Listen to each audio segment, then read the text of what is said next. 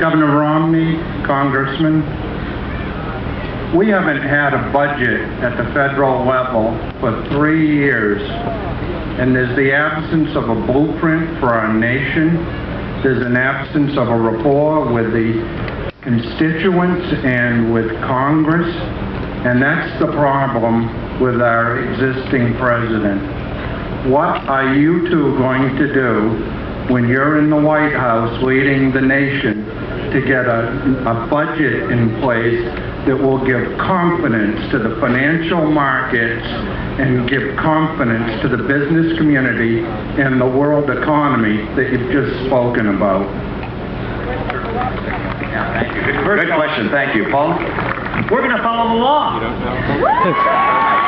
Brilliant. Go figure. We have a budget law. The budget law that governs how Congress taxes and spends your money, that law says that not only is April 15th tax day for all Americans, it's budget day for Congress, and the Congress is supposed to pass a budget every year by April 15th, but where Kelly works, because she's in the minority, the Senate has chosen to ignore this law for 3 years. We haven't had a budget for 3 years because the United States Senate hasn't passed a budget for 3 years.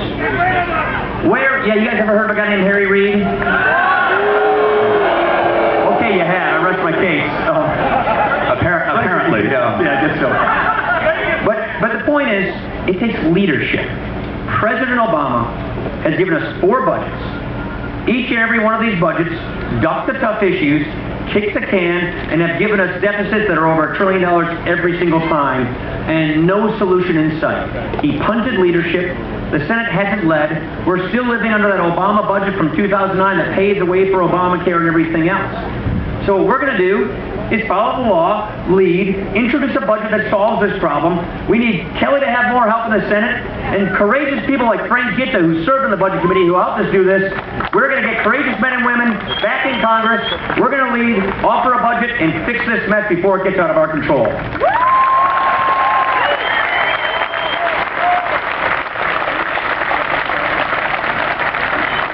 I'm just going to underscore one thing there, and that is, as the congressman indicated, there is the role of leadership. I hope you experience that in your homes, as moms and dads lead. You've seen it in the enterprise you may work. You've seen it in your state here. There are times when there's strong leadership and you're able to get things done. There are other times in an enterprise you're associated with where you haven't seen the kind of leadership you need.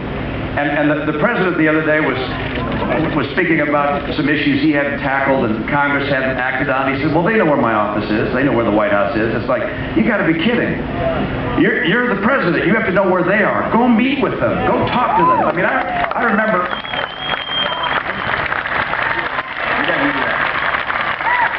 He can't point at Harry Reid and say, oh, they can't get the job done there in the Senate. He's got to go over to the Senate. He's got to meet with them, talk to them. You remember Ronald Reagan sitting down with Tip O'Neill? Two more different guys I can't imagine. And yet there were important things in the country at that time.